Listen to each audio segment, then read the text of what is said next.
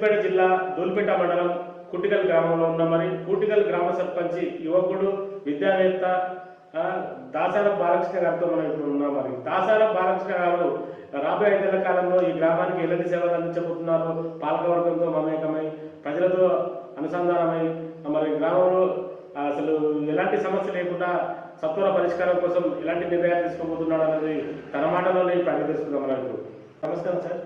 కుటికల్ గ్రామ ప్రజలకు, జేఎన్టీవీ ప్రేక్షకులకు, దూల్పేట మండల ప్రజలకు అందరికీ నా యొక్క నమస్కారాలు. సార్, ఇప్పుడు మీరు ఈ రాజకీయ రంగంలోకి రావడానికి మీకు ఆదర్శం ఎవరు? ఎన్నాళ్ళ నుంచి రాజకీయ రంగంలో కొనసాగుతున్నారు? నేను ఈ రాజకీయ రంగంలోకి రావడానికి ముఖ్య కారణం, నేను చదువుతున్న క్రమంలో విద్యార్థుల్లో ఉన్న బాధలను, స్కాలర్షిప్లు కావచ్చు, మెచ్చార్జీలు కావచ్చు, హాస్టల్లో ఉన్నటువంటి వాతావరణంలో నాకు అక్కడ రాజకీయం నేర్చుకోబడ్డది. నేను విద్యార్థి నాయకునిగా అంచెలంచెలుగా పనిచేయడం జరిగింది. ఒకానొక సందర్భంలో అంబేద్కర్ విద్యార్థి సమాఖ్య అని చెప్పేసి ఆ సమాఖ్యలో జిల్లా స్థాయి నేతగా ఎదగడం జరిగింది. తద్వారా బహుజన రాజకీయాలు నేర్చుకొని డాక్టర్ బాబాసాహెబ్ అంబేద్కర్ ఆశయాల అనుగుణంగా పనిచేయడం కోసం, పేద ప్రజలకు సేవ చేయడం లక్ష్యంగా రాజకీయాల్లోకి రావడం జరిగింది. ఇప్పుడు మీరు ఇంత ఉన్నత చదువులు అభ్యసించి మరి రాజకీయ రంగానికి ఎందుకు రావాలనుకున్నారు? మరి ఇప్పుడు ఎలా ఉంది పరిస్థితి? నేను ముఖ్యంగా మా గ్రామంలో ఉన్న ప్రజల స్థితిగతులను చూసి, మా గ్రామ స్థితిగతులను చూసి నేను రాజకీయాల్లోకి వచ్చాను. ఎందుకంటే మా గ్రామం గత చాలా రోజుల నుంచి వెనుకబడి ఉన్నది. ఆ వెనుకబడి ఉన్న గ్రామాన్ని అభివృద్ధి చేయడం కోసం నేను ఈరోజు రాజకీయాల్లోకి రావడం జరిగింది. ఖచ్చితంగా మా గ్రామ అభివృద్ధి ధ్యేయంగా నేను ఈ 5 సంవత్సరాలు పూర్తిగా గ్రామ అభివృద్ధి దిశలో పనిచేసుకుంటూ పోతాను. గడిచిన ఎన్నికలలో మీ సమీప అభ్యర్థిపై మీరు ఎన్ని ఓట్ల మెజార్టీతో గెలవడం జరిగింది?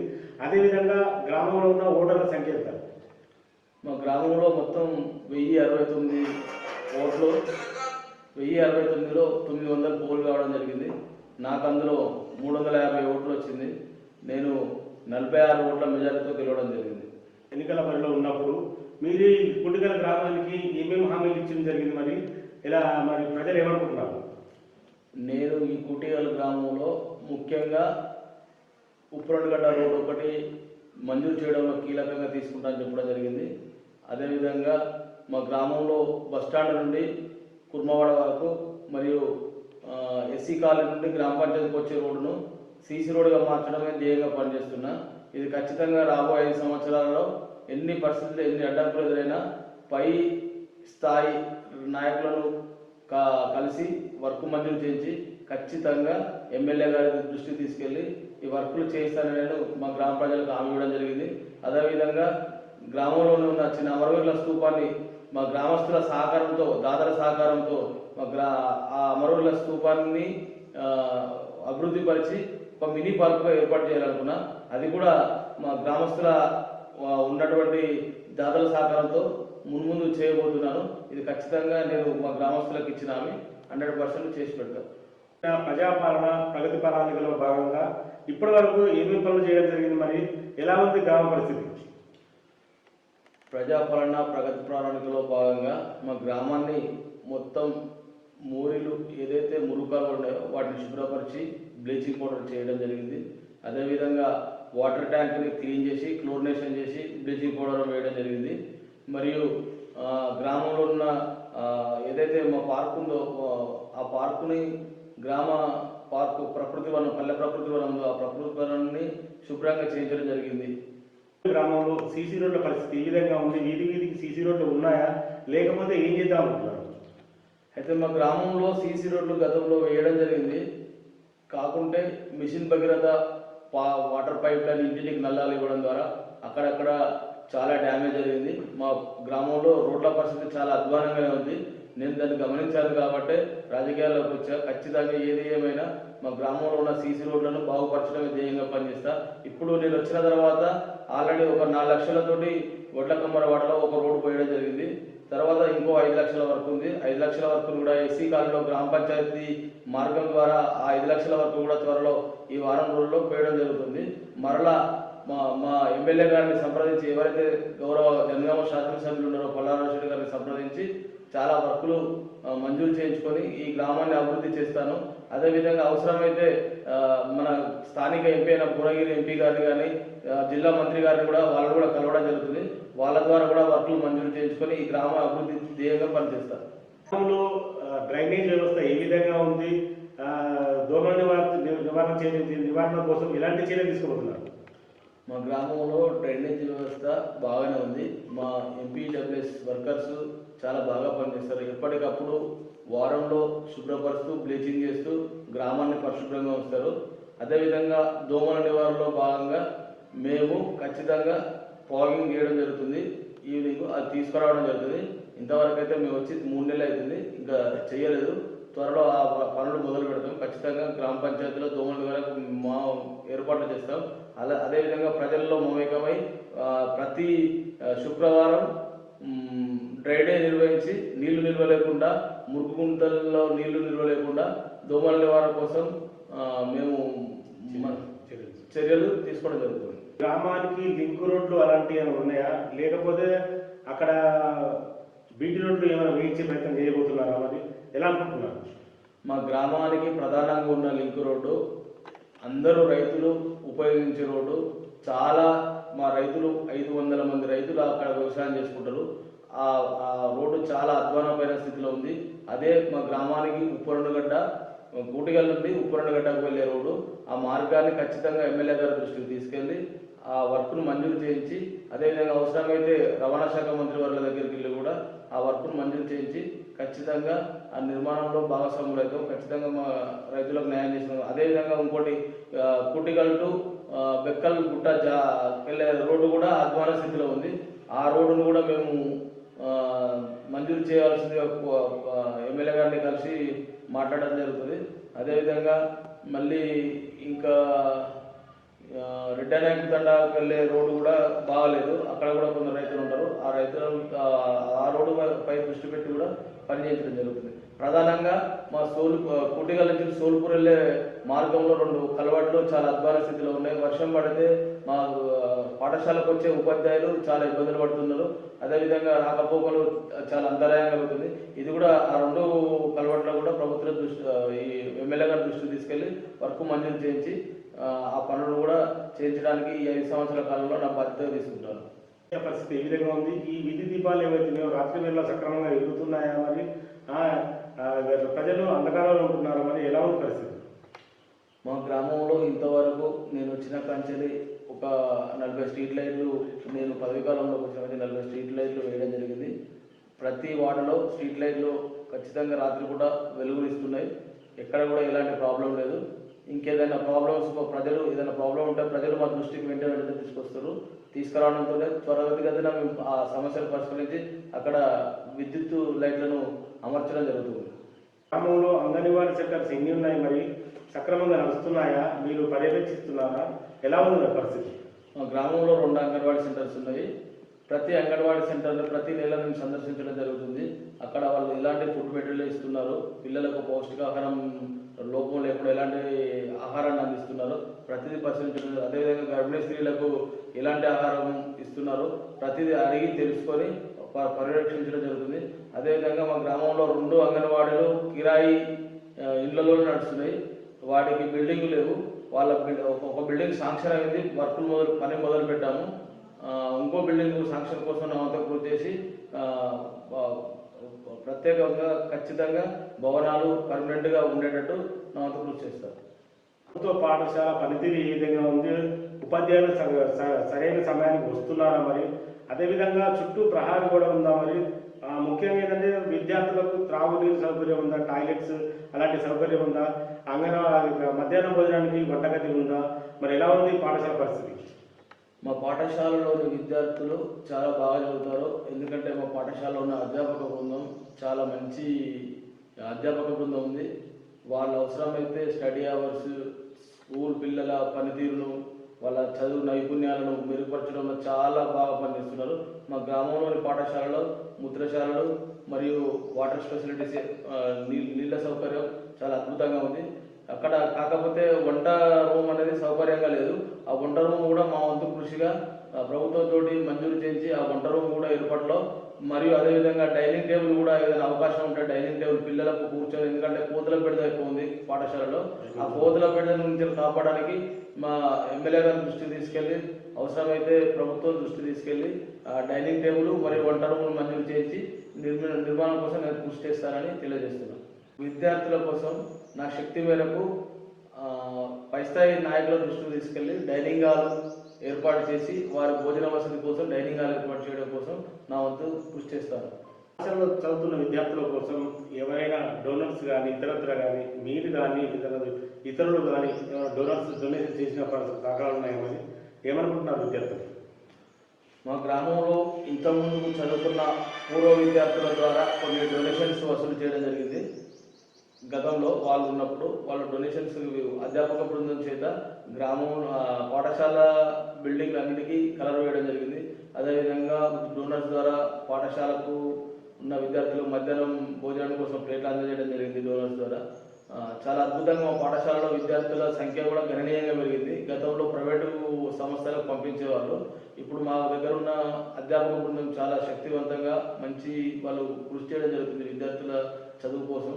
కాబట్టి మా ఊరిలో ఇక్కడున్న ఇంకా ఎవరైతే ప్రైవేట్ పాఠశాల పంపిస్తారో వాళ్ళని కూడా తల్లిదండ్రుల దృష్టికి తీసుకెళ్ళి వాళ్ళని కూడా మోటివేషన్ చేసి ప్రభుత్వ పాఠశాలలో చదివే విధంగా కృషి చేస్తారు. తీసుకున్న విద్యాశాఖను తీసుకునే నేపథ్యంలో జనాలు ఎక్కువ పేరెంట్స్ ఎవరుతున్నారో వాళ్ళు ప్రైవేట్ పాఠశాల వైపే మొగ్గు చూపుతున్నారు. మరి ప్రైవేట్ పాఠశాల వైపు పోకుండా మీరు ఎలాంటి చర్యలు తీసుకుంటున్నారు? మా గ్రామంలో ఉన్న అధ్యాపక బృందాన్ని మా వెంబడి తీసుకెళ్ళి ఎవరైతే ప్రైవేట్ పాఠశాలకు పంపిస్తున్నారో వాళ్ళ దగ్గరికి తల్లిదండ్రుల దగ్గరికి వెళ్ళి ప్రభుత్వం ద్వారా ప్రభుత్వ పాఠశాలకు వెళ్తే విద్యార్థులకు ఎలాంటి సౌకర్యాలు కల్పిస్తున్నారు, ఉదాహరణకు నోట్బుక్స్ ఫ్రీ, పెన్నులు, ఇలాంటి ఇంకేమన్నా మేమైనా ప్రోత్సాహం ఇస్తే మంచి. మా దగ్గర ఉన్న ఉపాధ్యాయులు మాత్రం చాలా బాగా చదువు చెప్పే ఉపాధ్యాయులు ఉన్నారు. అందులో ఇప్పుడు ఇంగ్లీష్ మీడియం కూడా మంచి విద్యాబోధన చేస్తున్నారు. కాబట్టి ప్రతి తల్లిదండ్రుల దృష్టికి తీసుకెళ్ళి ప్రభుత్వ ఉపాధ్యాయులు అయితే మంచి చదువులు ఉన్నత చదువులు చదువుకున్న ఉపాధ్యాయులే ఉంటారు. కాబట్టి వారి దృష్టి తీసుకెళ్ళి మొత్తం అర్థం చేయించి ప్రైవేట్ పాఠశాలకు వెళ్లకుండా ప్రభుత్వ పాఠశాలలో చేర్చే విధంగా వారిని మేము ప్రోత్సహించడం జరుగుతుంది. మహిళల కోసం మహిళా సమాఖ్య భవనం అనేది ఏమైనా ఉందా? మరి ఎందుకంటే మహిళలు ఎక్కడ వారు గుమికూడడానికి ఒక స్థలం అంటూ ఉండాలి. మరి దానికి మహిళా సంఘ భవనం ఏర్పాటు చేసినా మరి ఎలా ఉంది పరిస్థితి, మహిళల పరిస్థితి? మా గ్రామంలో వివో బిల్డింగ్ అటువంటిది ఏమీ లేదు. ప్రభుత్వం ద్వారా ఒక బిల్డింగ్ మంజూరు అయి ఉన్నది. మా గ్రామంలో ఎలాంటి ప్రభుత్వ స్థలాలు లేవు. ఉన్న ఒక స్థలాన్ని ట్యాంకు ఉంది, అక్కడ దాన్ని పరిశీలించడం జరిగింది.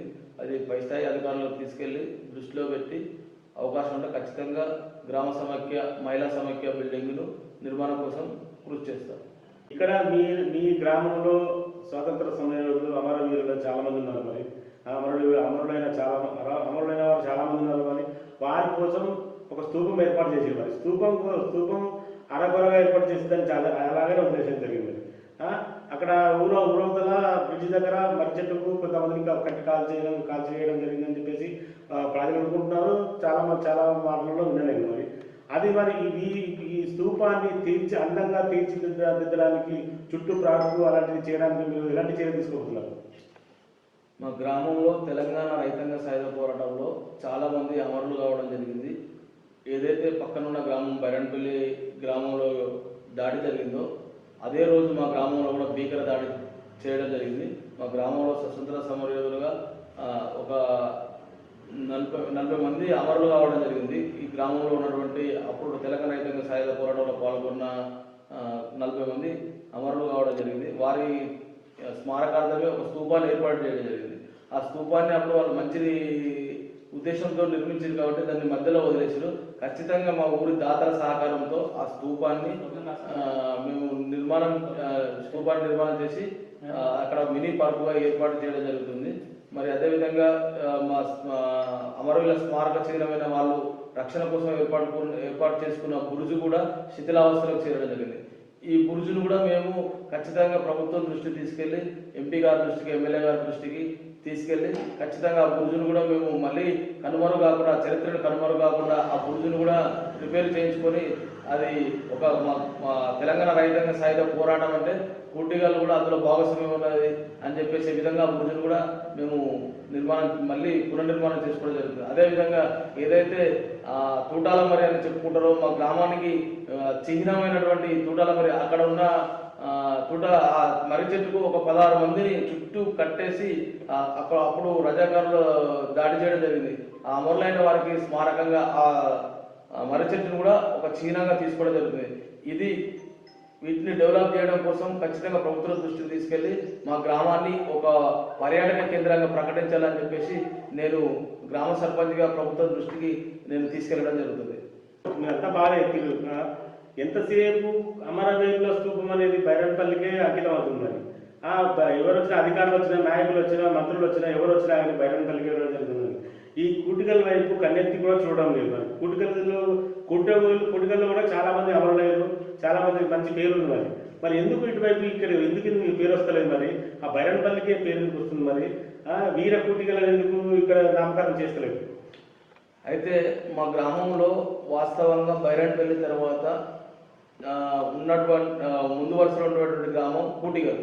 కాకపోతే గతంలో ఉన్న వారికి తెలియకనా తెలిసా కానీ గతంలో ఉన్నవారు ఎవరు కూడా అమరుల సంస్మరణ దినోత్సవాలు అటువంటి మా గ్రామంలో ఎవరు చేపట్టలేకపోయారు. మొట్టమొదటిసారిగా నేను వేరే పార్టీలో ఉన్నప్పుడు తూటల మర్రిని సందర్శించడం జరిగింది. వారిని స్మారకంగా అక్కడ స్మరించుకోవడం జరిగింది. ఇక నుండి నేనైతే సర్పంచ్గా వచ్చిన కానుండి ఇప్పుడు ఏదైతే అమరవీరుల సంస్మరణ దినాలు ఉంటాయో ప్రతిదీ కూడా మా గ్రామ ప్రజల భాగస్వామ్యాన్ని చేసుకొని మా గ్రామ ప్రజల దృష్టికి తీసుకెళ్లి అమరవీరుల సంస్మరణ దినాన్ని మంచి ఘనంగా నిర్వహించుకుంటూ మా గ్రామంలో ఉన్న పోరాట చైతన్యాన్ని మా ఊర్లో ఉన్న జనాలకు తెలియజేస్తూ అదేవిధంగా ఈ పోరాట స్ఫూర్తి అందరికీ ఉంటుంది కాబట్టి మా గ్రామంలో ఉన్న ప్రజలందరి దృష్టికి తీసుకెళ్తూ మంచి కార్యక్రమాలు చేసుకుంటూ ప్రభుత్వం దృష్టికి తీసుకెళ్లి మా గ్రామంలో కూడా చాలా చరిత్ర ఉంది. తెలంగాణ రైతాంగ సాయుధ పోరాటంలో మా గ్రామం కూడా చాలా చురుకుగా పాల్గొన్నది, మా పాత్ర ఉన్నదని చెప్పేసి ప్రభుత్వం దృష్టికి తీసుకెళ్లి మా చరిత్రను కూడా ప్రభుత్వ దృష్టికి తీసుకెళ్లడంలో నా వంతు కృషి తప్పక ఉంటుంది. నేను సర్పంచ్గా అది నా బాధ్యత.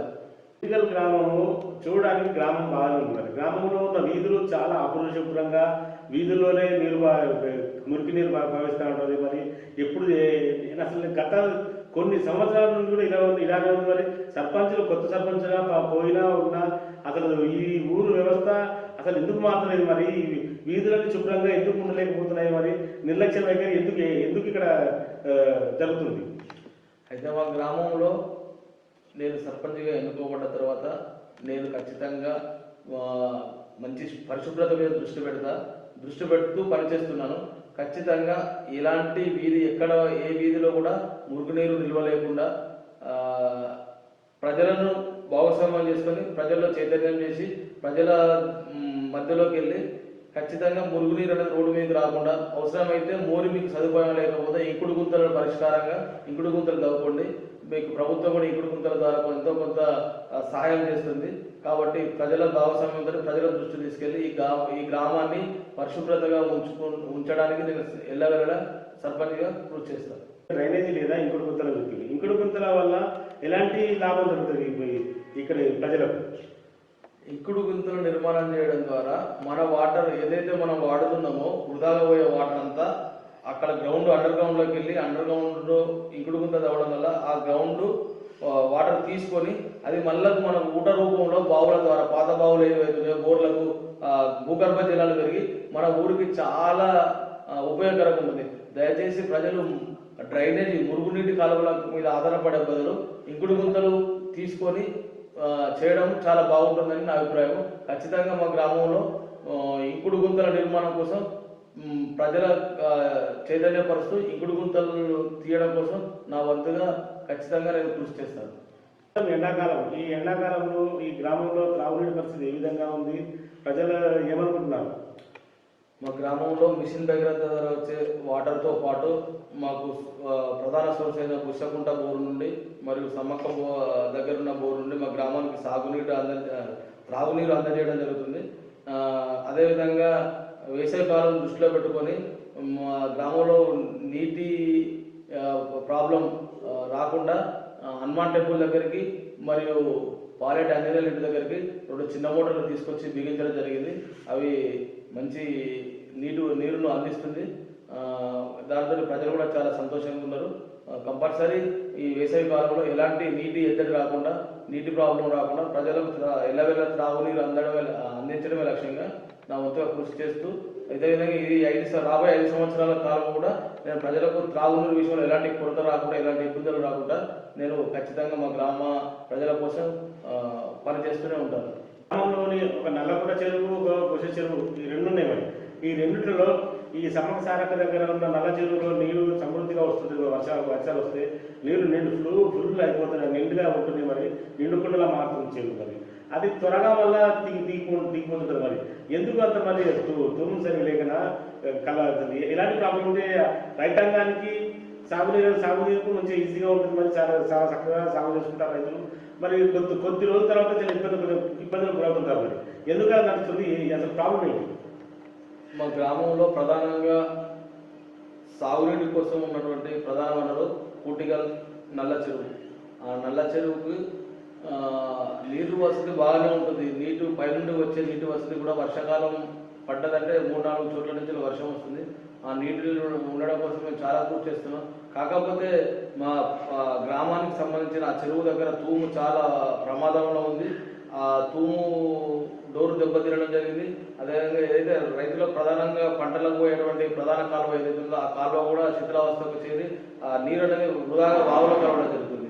ఈ సమస్యలను సర్పంచ్ కాకముందుకి అక్కడ నేను ఒక రైతును, అక్కడ నాకు తెలుసు కాబట్టి ఆ సమస్యను గుర్తిరిగి ప్రజలు ఎవరు నా దృష్టికి తీసుకురాకుండా నేను సంబంధిత ఇరిగేషన్ శాఖ అధికారులకు తీసుకెళ్లడం జరిగింది. ఈ సమస్యను వారు కూడా సానుకూలంగా స్పందించి మేము వచ్చిన తర్వాత ఈ మేలో జూన్లో మేము చూసి ఆ రైతులకు ఏదైతే ఆ సమస్య ఉందో ఆ సమస్యను చూసి ఎస్టిమేట్ వేసి ఆ వర్క్ ప్రభుత్వానికి పంపించడం జరుగుతుంది.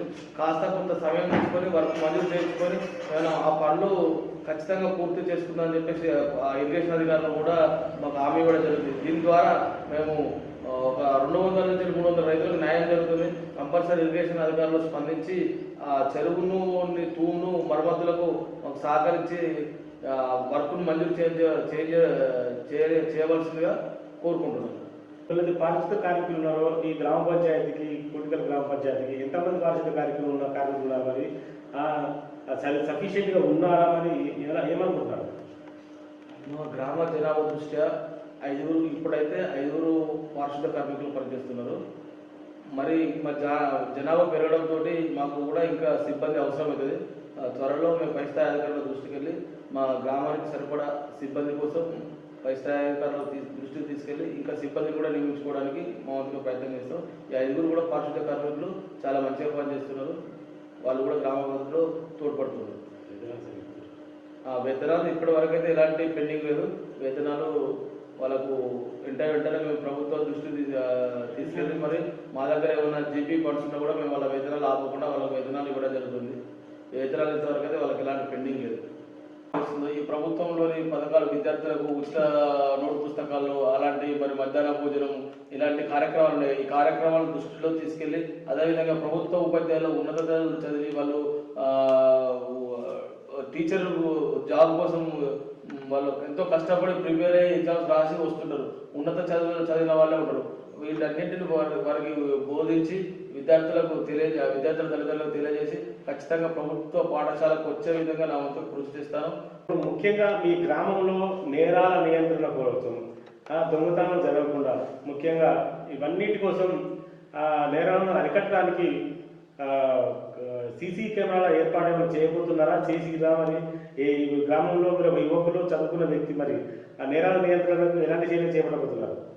మా గ్రామంలో ఎలాంటి నేరాల ఘోరాలు జరగకుండా ప్రజలను చైతన్యపరుస్తూ మరి అదేవిధంగా ఏమైనా జరిగితే ఇక్కడ నుండి బయట నుంచి జరిగి వచ్చినా కూడా మా గ్రామంలో ఖచ్చితంగా మేము సీసీ కెమెరాలు ఏర్పాటు చేయడంలో మేము భాగస్వాములు అవుతున్నాం. మేము ప్రజల సహకారంతో మరి ఇక్కడ ఉన్న కొంత యూనియన్ల సహకారంతో, దాతల సహకారంతో రాబోయే కాలంలో ఖచ్చితంగా మా గ్రామంలో ప్రధాన కూడల్లో సీసీ కెమెరాలు ఏర్పాటు చేసి శాంతి భద్రతలకు ఎలాంటి ఆటంకం కలగకుండా చూసుకునే బాధ్యతగా సర్పంచ్గా నేను తీసుకుంటాను. ఇది ఖచ్చితంగా మేము సీసీ కెమెరాల నిఘాలు ఏర్పాటు చేయబోతున్నాం. మా గ్రామంలో ప్రధాన కూడల్లో ఏర్పాటు చేసిన తర్వాత మా పై స్థాయి అధికారులైనటువంటి పోలీసు ఉన్నతాధికారులను తీసుకొచ్చి మా గ్రామంలో సీసీ కెమెరాలను ఏర్పాటు చేసి వారితో ప్రారంభించడం జరుగుతుంది త్వరలో. ఏదో ఉన్న ప్రభుత్వం ప్రవేశపెట్టిన ప్రభుత్వ సంక్షేమ పథకాలు పేద ప్రజలకు కానీ ఎవరికైనా గ్రామంలోని అందరికీ ప్రజలందరికీ సక్రమంగా అందుతున్నాయా? మరి ఎలా ఉంది పరిస్థితి? ప్రజలు ఏమనుకుంటున్నారు? మా గ్రామంలో పెన్షన్లు ఇవన్నీ ప్రజా సంక్షేమ కార్యక్రమాలు ప్రభుత్వం నుంచి చాలా ప్రజలకు యథావిధిగా కొనసాగుతున్నాయి. ఇంతవరకు అయితే ప్రభుత్వం ప్రత్యేకంగా ఎలాంటి సంక్షేమ పథకాలను చేపట్టలేదు. ఎందుకంటే ఎస్సీ కార్పొరేషన్ లోన్స్ అలాంటి లోన్స్ కానీ ఇంతవరకు అయితే ప్రభుత్వం వచ్చిన కాంచెలు ఎలాంటి లోన్స్ ఇవ్వలేదు. ఆ లోన్స్ ప్రభుత్వం పేద ప్రజలను మెరుగుపరచడం బాగుపరచడం కోసం ఇలాంటి లోన్స్ కానీ వారికి ప్రోత్సాహకాలు కానీ ఇవ్వాల్సిందిగా నేను మీ ద్వారా ప్రభుత్వాన్ని వేడుకుంటున్నాను. ఈ గ్రామంలో ఇందిరమ్మ ఇల్లు ఎన్ని శాంక్షన్ అయినాయి? మరి ఇప్పటివరకు ఎంతమంది నిర్మించుకున్నారు? మరి ఏ విధంగా ఉంది ఇందిరమ్మ ఇళ్ళ లబ్ధిదారుల పరిస్థితి? మా గ్రామంలో మొత్తం 218 ఇళ్ళు పైలట్ ప్రాజెక్టుగా ఎంపిక చేయడం జరిగింది. మా కూటిగల్ గ్రామం ఇందిరమ్మ ఇళ్లలో భాగంగా 218 ఇళ్ళు మంజూరు చేయడం జరిగింది. అందులో 103 ఇళ్ళు వర్కింగ్ ప్రాసెస్లో ఉన్నాయి. అందులో 64 స్లాబ్ లెవెల్స్కి వచ్చినాయి. ఇంకా పూర్తి స్లాబ్ లెవెల్స్కి వచ్చినాయి. వాటికి అస్తరకారం చేస్తే ఒక 3 ఇళ్ళు మాత్రం పూర్తి స్థాయిలో అయ్యి వాళ్ళ ఇళ్లలో నివాసం ఉంటున్నారు. మిగతా ఇళ్ళు కూడా స్లాబ్ కంప్లీట్ అయి ఉన్నాయి, అస్తరకాలు కంప్లీట్ అయ్యి వాళ్ళు కూడా ఇళ్లలోకి పోవడం జరుగుతుంది. మా గ్రామంలో ఇళ్ళు అయితే చాలా అద్భుతంగా కట్టుకోవడం జరుగుతుంది. ఎందుకంటే మాకు ఇందిరమ్మ ఇల్లు పైలట్ ప్రాజెక్ట్ రావడం మా గ్రామ అభివృద్ధిలో భాగంగా చాలా బాగుంది. ఇందిరమ్మ ఇల్లు వచ్చినందుకు ప్రభుత్వానికి ధన్యవాదాలు. సిద్దిపేట జిల్లా దూర్మిట్ట మండలం కూటిగల్ గ్రామ పంచాయతీ సర్పంచి దాసారపు బాలకృష్ణ గారితో ప్రత్యేక ఇంటర్వ్యూ కార్యక్రమాలు. ఈ దాసారపు బాలకృష్ణ గారు రాబోయే ఏళ్ల కాలంలో తనదనే శైలిలో పాలకవర్గంతో కలిసి ప్రజలతో మమేకమై అన్ని రకాల సమస్యలను పరిష్కరిస్తానని చెప్తున్నారు. మరి ముఖ్యంగా ఏంటంటే మట్టి రోడ్లను దాదాపుగా తన 5 ఏళ్ల కాలంలో కంప్లీట్ మా ఎమ్మెల్యే గారి దృష్టి కానీ పై అధికారుల దృష్టి కానీ తీసుకెళ్లి వాటి రోడ్లు మరమ్మతు చేపిస్తానని చెప్తున్నారు. ముఖ్యంగా ఏంటంటే ఈ ఉప్పండుగడ్డకు వెళ్ళే రోడ్డుకు చాలా 500-600 మంది రైతులు ఉన్నారు. మరి రాకపోకలకు వర్షాకాలం వస్తే రాకపోకలకు చాలా ఇబ్బందికరంగా ఉంటుంది. అది నేను కూడా చూసినది చాలా. దాని మీద మన జేఎన్టీవీలో కూడా ప్రత్యేకత రావడం జరిగింది. మరి ఈ రోడ్డుతో పాటు ఇంకా తండాకు ఒకటి, బెక్కలు కూడా దేవుని దగ్గర వెళ్ళే గుట్టగానికి వెళ్ళే రోడ్డు ఒకటి, ఈ 3 ప్రధాన సమస్యలతో పాటు 2 కల్వర్ట్లు ఉన్నాయి. కల్వర్ట్లో కూడా వాటిని కూడా మరమ్మతు చేయిస్తానని చెప్తున్నారు. మరి అధికారుల దృష్టికి తీసుకెళ్లి కంపల్సరీ 5 ఏళ్ల కాలంలో పూర్తి చేస్తామని చెప్తున్నాం. మరి రాబోయే 5 ఏళ్ల కాలంలో ఈ గ్రామం కూటిగల్ గ్రామం ఏ విధంగా అభివృద్ధి దశలో ముందుకెళ్తుందో చూద్దాం. కెమెరా పర్సన్ చంటితో శ్రీనివాస్, జేఎన్టీవీ జనగాం. అతి తక్కువ సమయంలో మీ వ్యాపార సామ్రాజ్యాన్ని పెంచుకోవాలనుకుంటున్నారా? తక్కువ ఖర్చుతో ఎక్కువ పబ్లిసిటీ చేయాలనుకుంటున్నారా? అయితే ఇంకెందుకు ఆలస్యం? మీ జేఎన్టీవీ తెలంగాణ ఛానల్లో అతి తక్కువ ఖర్చుతో ప్రకటనలివ్వండి. అత్యధిక లాభాలను సాధించుకోండి. వ్యాపార, వాణిజ్య, పాఠశాలలు, వైద్యశాలలు, హోటళ్లు, వస్త్ర దుకాణాలు, అన్ని రకాల వ్యాపార ప్రకటనల కొరకు సంప్రదించండి. మా ఫోన్ నంబర్స్ 8558280881 9247896607.